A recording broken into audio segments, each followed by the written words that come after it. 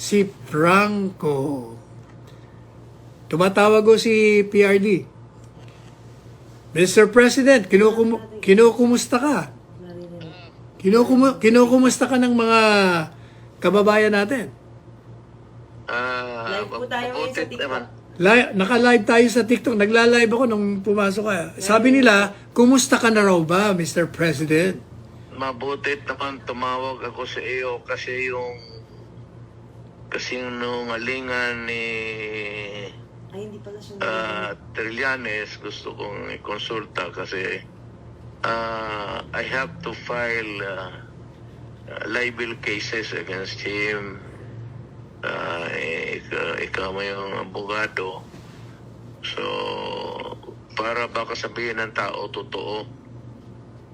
Sabi ko na isang katiting doon, wala. O, totoo yan. Alam niyo, pinapaliwanag ko ngayon dito sa TikTok ko ngayon na walang... Sabi ko nga kung totoo yan, I will ask my daughter to resign as Vice President. At yung anak ko, Mayor, mag-resign dapat. Dapat lang kung totoo. At ako, wala naman akong posisyon. Pero ngayon, para ayaw ko na lang magsalita, basta ako mag-file ng kaso. Patunayan niya sa korte kung puro kabalastugan na figures. Wrong spelling pa yung anak ng patutin. Wrong spelling pa. Alin ang wrong spelling? Ano ba na yung wrong spelling niya?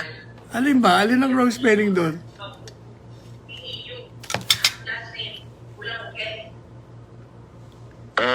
Yung kay Hanilet, kulang an N. Yung kay Paulo, kulang U. Wala. Anong gusto mong gawin ko? Papayala mo ng kaso? Ako, sa iyo, sa akin siguro si Hanilet, may abogado naman sila. Si Man, puro abogado yan. So, Justice of the Supreme Court yung... Presidente Duterte, naka Facebook live ako Naririnig ka ng taong bayan. Ito totoo man. Ay, siya nga pala, tinatanong nila... Abogado man. Take care of yourself, abogado rin yan. Teka muna, tinatanong nga pala nila, saan ka daw ba nagpunta kahapon? Alas 2 ng madaling araw, pagkalis natin doon sa, sa Kongreso. Alam mo, ang asawa ko nandito, naghintay Pero papaalis na rin siya nalit ngayong gabi. Pero teka muna, hindi ka na nagpunta sa kainan? Hindi ka na nag-dinner? Hindi ko na talaga kaya. Pero mga ilang oras yun, 12 hours para to. Anong 12 hours? Hindi lang 12 hours yun, 14 hours. 14 hours? 14, kasi nag-umpisa tayo ng alas 10, natapos tayo alas 2 sa madaling araw. Paano? Di 14 hours. Hindi ko akalain na sa edad ko nito, kaya ko pa rin maglagalag. Hindi, alam mo, sabi ko sa kanila, waking hours mo yun Ikaw gising na gising ka. Yun, doon ako nakalamang. Ako... Night person ako. Ako nga falling asleep na nakakatulog. Buti nga, hindi ako nakita ng quad chairman. Baka nasabi, hoy, huwag kang matulog dito. Nakatulog nga ako ng ilang minuto.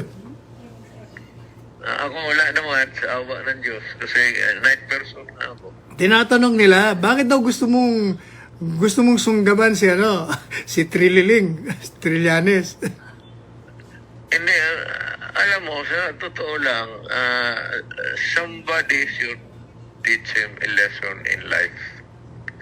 Nasanay kasi siya yung magkudita, kung ano-anong kalukuhan ang pinapasok niya sa buhay niya. Manira ng ibang tao, sirain yung puri, bali, and he gets away with it.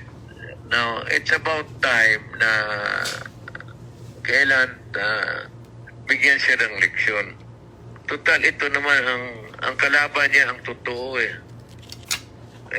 di mo mano yun, yung kanyang summary, puro figures. Ang bangko ang magsabi kung meron o wala. Korte yan Tsaka niwala nga siya, Sir President. Dapat malaman na to tao totoo at hindi. Eh, Lalo na si Inday. Sabi ko nga, fake na fake yun kasi unang-una hindi mo alam kung anong bangko yun. Tsaka wala naman magbibigay ng bangko ng gano'n. May secrecy. Secrecy law. Pati kung totoo man yun, secrecy law pa rin. Tsaka nga pala, binanatan ka ni Noli de Castro. Wala ka daw isang salita. Bakit daw? Sinabi mo, sasayang ka ng waiver, tapos kinukontra mo. Kaya binira ko siya. Oy, sabi ko, Noli, ikaw ang pinaka-inutil na vice presidente ng bansa eh.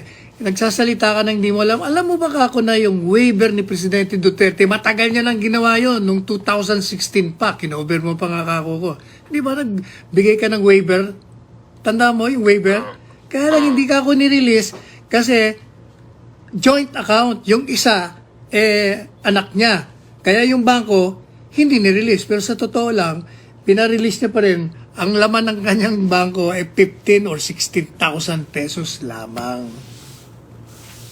Hindi ba? Kaya walang yata. Ito. Truth. Yan lang. One word. Ano ang katotohanan? Dapat ilabas, lalo na kay Inday. Kasi nandiyan pa siya sa politika. Si Pulong mo, pati si Basti. Oh, pero Especially Inday kasi national siya. Teka muna. Presidente Duterte, sabi nila hindi ka na raw tatakbong mayor? Alam mo sa totoo lang, Sal, retired na, matanda na ako. Pero hindi naman matanda na. Kita mo naman 73 kita naman lang ako, eh. Pilipinas na kagabi. Ang galaw ko. Pero, yun, 14 hours yun. Oh. Kaya gusto ko na magpahinga. Kaya lang, sa ganitong takbo, kasi itong si Terlianes, talagang malakad yan, sponsored yan. Hindi gagalaw yan ng gano'n yan. Walang pera yan. Kung malaka. Ewan, nagtataka ako bakit ang Malacanang na ginagawa naman na, wala naman kaming kasalanan sa kanila. Hindi naman ako nag-atake kay Presidente. Pero alam ko na si Trillanes nagtrabaho kay President Marcos. So, pagka ganon, mapipilitan akong tatabo uli ng mayor. So, balang araw, baka sila o manalo o talo, makikita naman kami sa politika. At tingnan natin kung ano ang nasa what lies or what lies ahead in the future. Kailangan mo ng leverage kapag hindi kawawa ka. Magmukha kang tanga. Kagaya ngayon, kung wala kang, kung hayaan mo lang ng ganon, totoo matatapos ka sa buhay na ito na ganon baka magduda talaga ng tao. Kaya dapat ang mga bangko, pati ang gobyerno magsabi, hindi ko sila turuan, ilabas lang nila kung anong totoo. May pera ako sa bangko. May pera ako, pero yung totoo, yung totoong amount at totoong bangko. Kasi actually, ang pinalalabas ni Trillanes, marami kang pera dahil marami kang ninakaw. Yun ang talagang propaganda laban sa iyo. Kaya, at saka yung sabi niyan, drug money. Oh, yun. Isa pa yun. Dapat patunayan niya yan kasi mahabang kailangan niya i-link niya ako doon sa hanggang dulo ng daigdig kung saan yan. Because if we cannot prove it, then gusto, sa karami niyang level na masasalubong, surely, yung isa dyan, hindi lang fine. Imprisonment talaga. Serious charges yan eh. Lalo na yung allegations ng druga-druga. Alam mo ng taong bayan, alam ng taong bayan kung ano ang totoo. So, yung siya yung nagsisinungaling, siya ang may problema, hindi kami. All we have to do is, gano'n lang yan, sari. Gano'n yung bangko. Adi, buksan namin yung bangko. O, sabi ko, i-waiver. Binigyan ko, ibibigay ko yung waiver ko doon sa committee. O, sige, buksan ninyo. Tignan ninyo. Huwag lang ninyo isabi sa iba. Titignan ninyo. Ay, madali lang naman yan. Yan, ganon. O, sige, buksan natin. Ayun, i-prove ba niya yung ngayon? Drug money niya. So, Lifetime savings na pag-retirement ko nandiyan. so desidido ka na mag-file ng kaso. Decidido lahat. So, Lahat ng anak ko, decidido mo. Individually kami. sige, pahawakan natin kay Paulo, sa inaanak mo. Oo. Kaming dalawa ang mag-aabogado sa'yo.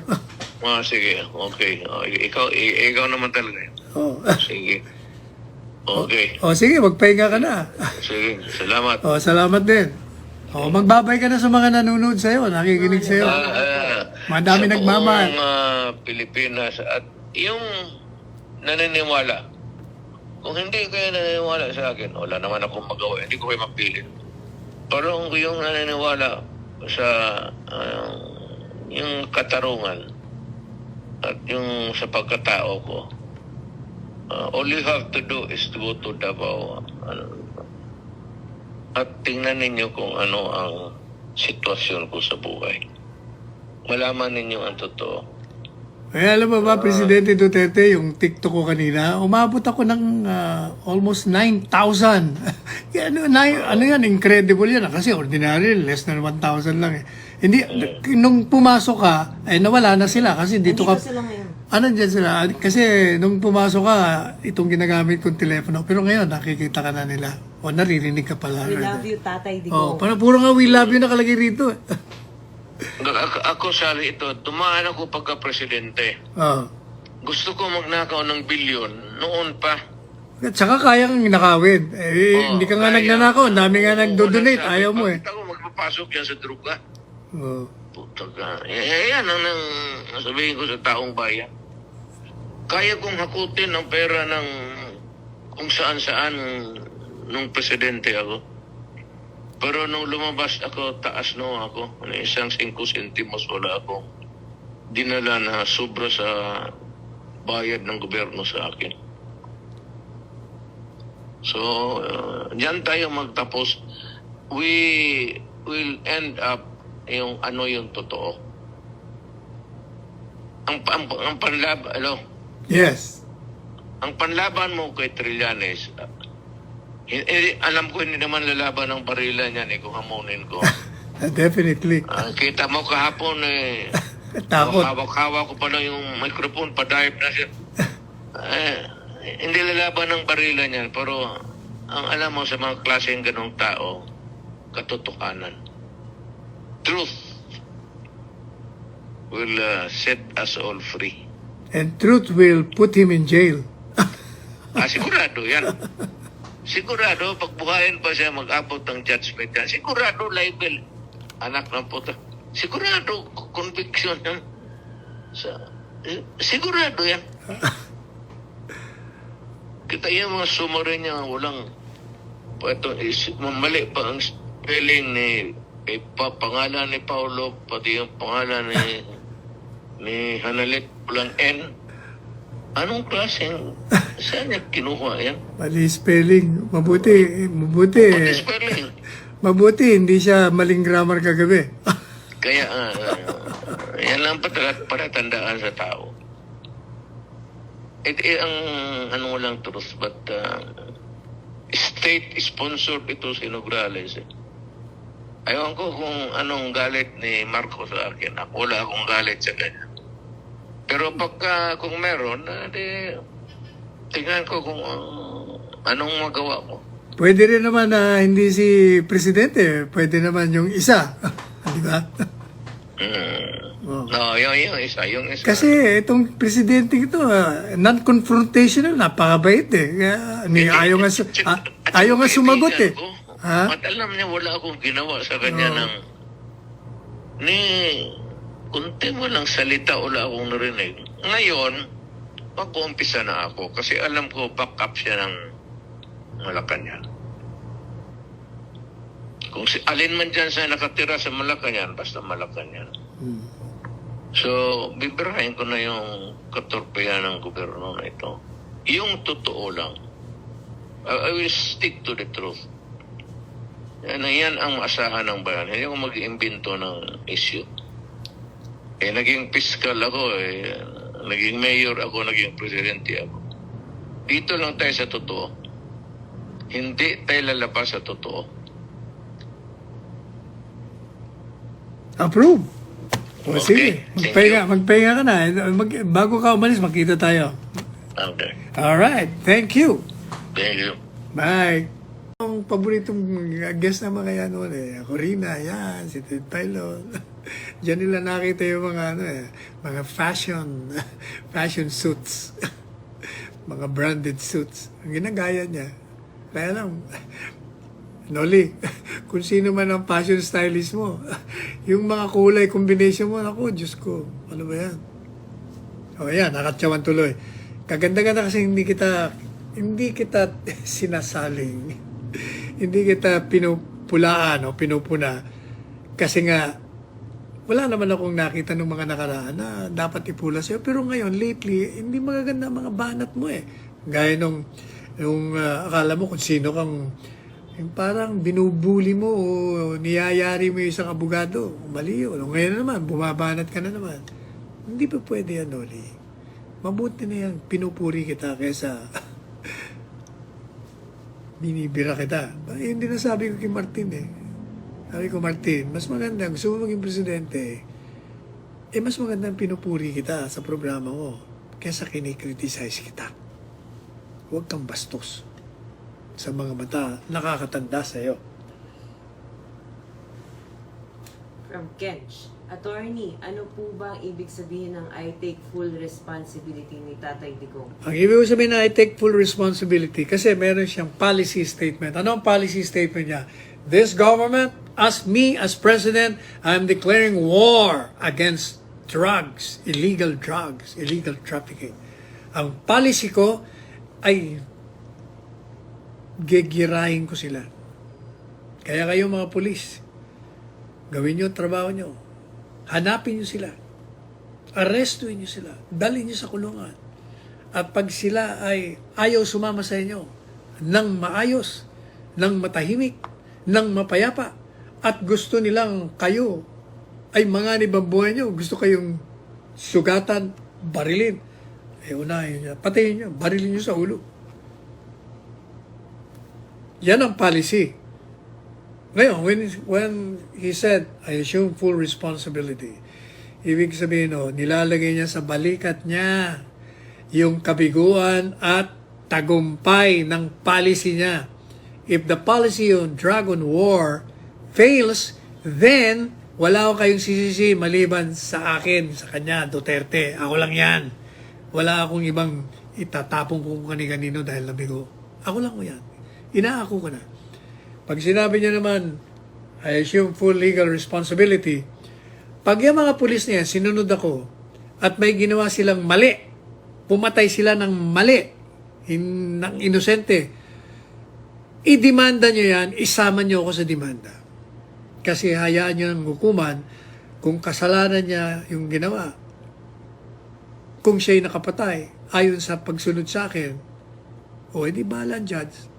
Pero kung pinatay niya, mali naman yung pagsunod niya sa utos ko. Hindi ko naman sinabing patayin mo yan ng walang laban.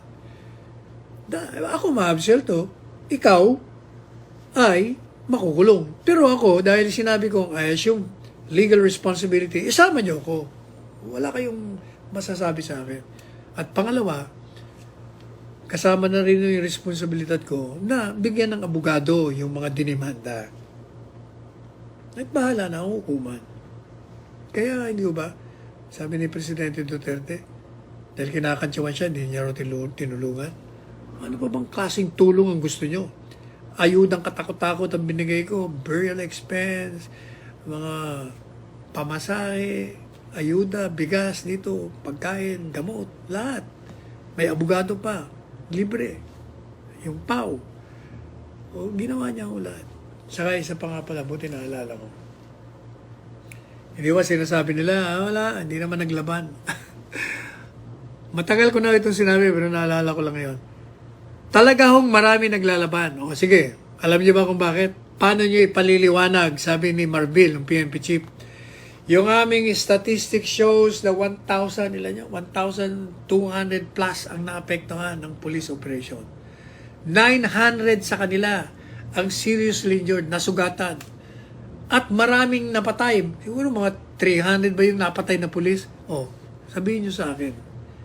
Kung totoong walang naglaban, ba't maraming patay na pulis? Bakit halos 1,000 ang serious na nasugatan? Sige nga.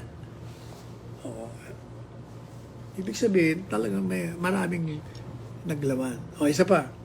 Sabi ni Marbil, ang statistics daw, maraming pulis na na-dismiss. Mahigit 1,000 yata. Tapos, maraming nasuspindi. Tapos, marami ring nakabinbin ng kaso. Mahigit hundreds eh. O, ang tanong ko, nakita nyo, ibig sabihin si Duterte, inusig niya yung mga tiwaling pulis, kaya na-dismiss, kaya na-suspindi. Kaya ngayon, hanggang ngayon, may mga kaso sa panahon ni Presidente Duterte pa yan. Ngayon, paano ngayon? Mismo kayo nagbibigay ng pruweba sa tama, matuwid, tapat, at legal na pamamalakad ni Presidente Duterte sa kanyang panahon.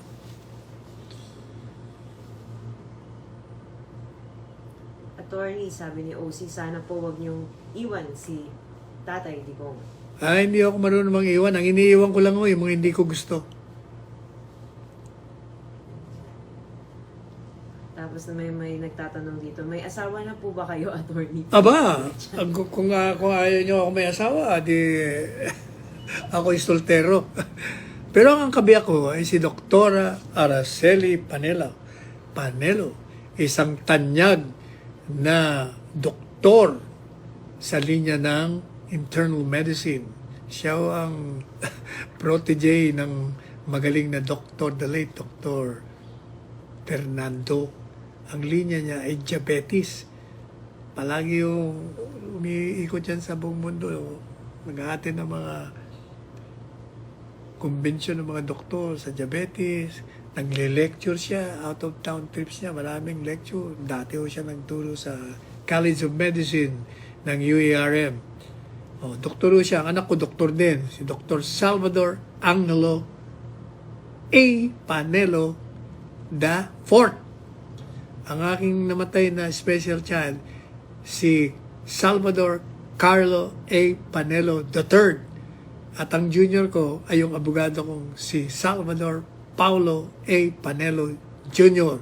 Meron akong panglima. Paborito ko ngayon. Yung naririnig niya sa akin na